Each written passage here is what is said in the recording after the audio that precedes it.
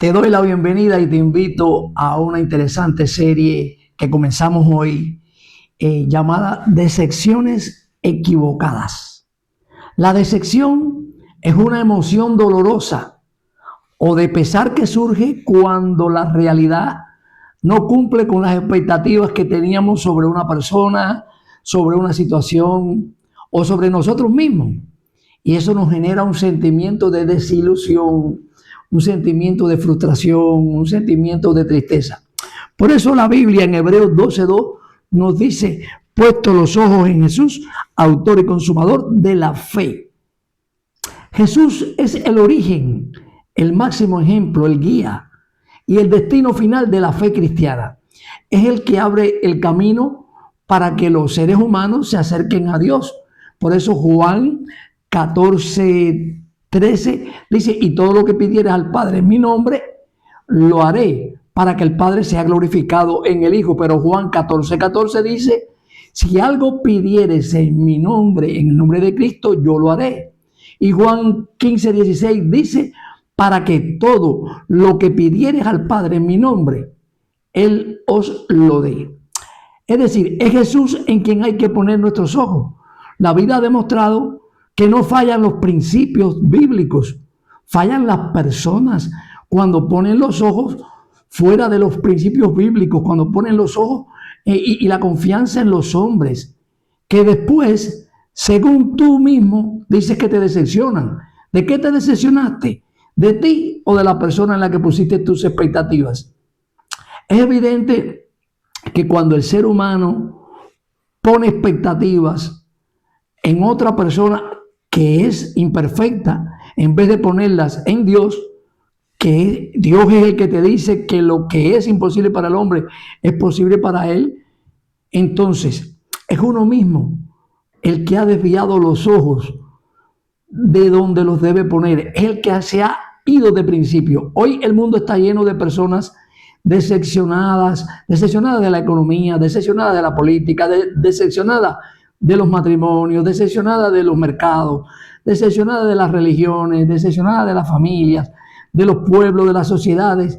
Y entonces buscamos salvadores humanos en las elecciones de las urnas, en los partidos políticos, en los mercados, en los altares humanos que nosotros mismos creamos. Y cuando entonces eso cae, se desploma nuestra esperanza. Pero el problema nunca ha sido la bancarrota de los principios bíblicos y divinos, sino la fragilidad de sus vasijas. Dios usa manos humanas, sí, pero el barro nunca debe confundirse con el alfarero. La pregunta es: ¿en qué rostro pusiste tu seguridad económica, o matrimonial, o emocional? ¿Y qué sentiste cuando ese rostro mostró su fragilidad? ¿Por qué nos duele tanto la traición humana o el fallo humano? Si en el fondo sabíamos que éramos imperfectos. ¿No será que nuestra frustración es el símbolo de una fe mal dirigida, mal enfocada, que exigía perfección y expectativas a una persona que, como es débil y es imperfecto, tiene la posibilidad de engañar, de equivocarse, de cometer errores o de fallar en sus propósitos? Porque ningún ser humano es perfecto. El ser humano está sujeto a pasiones, a egos, a límites cognitivos, a problemas morales, y los principios bíblicos que no fallan son la guía fundamental de la vida, basadas en la Biblia, destacando el amor al prójimo, la regla de oro y el principio de sembrar y cosechar. Estos valores sí no fallan, estos valores universales ayudan a tomar buenas decisiones y traen estabilidad a la vida diaria. Por ejemplo, el amor y la relación con los demás es la regla de oro, al tratar a los demás del mismo modo que nos gustaría ser tratados. Es un principio bíblico fundamental que no falla. Estamos expresando un amor incondicional, buscando el bien del prójimo, sin esperar nada a cambio, considerando la base de la convivencia pacífica. También el perdón, que es dejar ir el rencor que nos autodestruye y mostrar misericordia, imitando así la gracia divina. Y sembrar y cosechar es todo lo que una persona decide hacer, decir o dar. Eso tarde o temprano trae frutos del mismo tipo. Por ello, actuar con honradez en lo poco y en lo mucho genera confianza y genera paz mental. Controlar los impulsos, la ira y las palabras para evitar daños innecesarios nos genera paz también. El ser humano es dado a idealizar a las personas.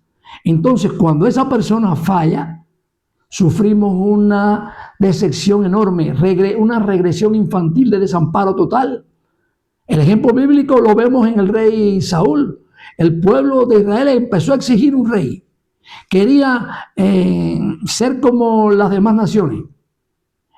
Y lo hizo por falta de confianza directa en Dios. Y entonces Dios le dio a Saúl. Saúl falló por inseguridad y por soberbia. ¿Y qué consecuencia trajo? Que dejó a un pueblo sumido en una crisis profunda. El instrumento falló, pero el propósito divino trascendió. Dios no se quedó ahí, trascendió a David. Podemos ver también los discípulos del Getsemaní. Pedro prometió lealtad absoluta desde su fuerza humana y falló horas después negando al maestro. Sin embargo, Jesús no puso el fundamento de la iglesia en la perfección emocional de Pedro, sino en la revelación divina que éste había recibido.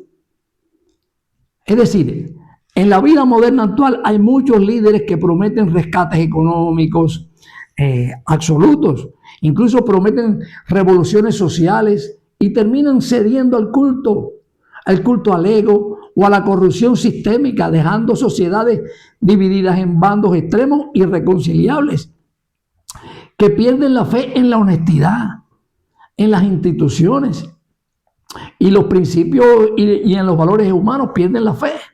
Por eso, en el ámbito corporativo y familiar, la idealización de los jefes, de los mentores o de figuras de autoridad familiar, que al cometer un fallo, un error humano o ético, provocan crisis de identidad y desmotiva profundamente en quienes dependían emocionalmente de ellos. Estas cosas hay que evitarlas. Hoy te invito a soltar el peso de esperar salvadores humanos.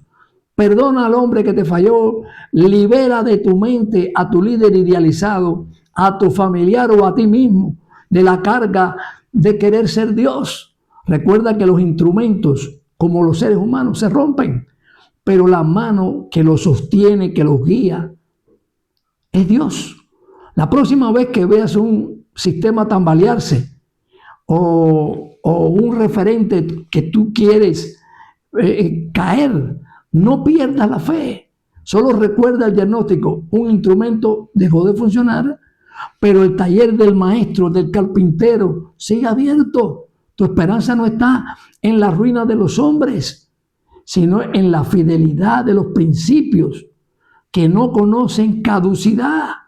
No dejes que la desilusión apague tu capacidad de creer, de superarte y de crecer. Si tu confianza estaba en la arcilla, es decir, en el hombre, es normal que hoy tengas polvo en las manos. Levántate, sacúdete ese descontento y dirige tu mirada a Cristo. Dios sigue buscando instrumentos dispuestos a darle el trono de su corazón. Pon tu mirada en Jesús.